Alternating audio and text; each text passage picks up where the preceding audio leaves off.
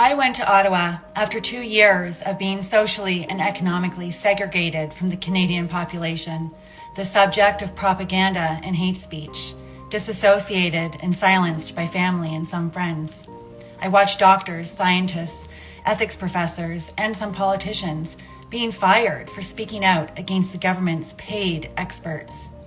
I was ignored by the elected representatives who deferred to public health who couldn't answer my most basic questions.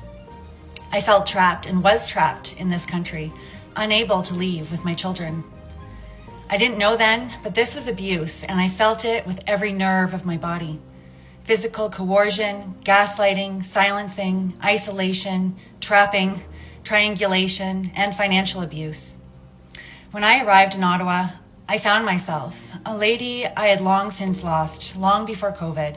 Confined in a box of my own making, I shrunk to not anger those around me. I shrunk so that they would feel better about living a shallow and uninspired life. The real me I found was social, community-minded, communicative, high-functioning, and decisive. Returning home, I no longer belonged in that box and asserted some boundaries. I was also numbing my back pain. The constant pain from the knee in my back from my arrest came with an image of looking up into a gun.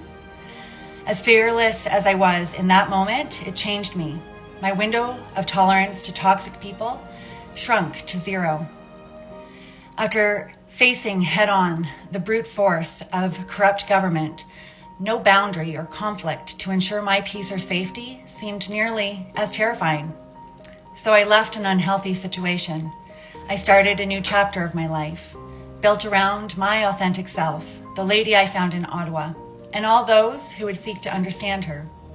So thank you, Freedom Convoy. Thank you, Ottawa, for waking me up. And thank you, Trudeau and riot police and man who stood over me with a gun.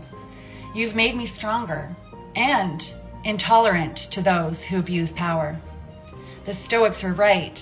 The obstacle in the way is the way. And Thoreau, who wrote that those who experience injustice are better able to withstand it.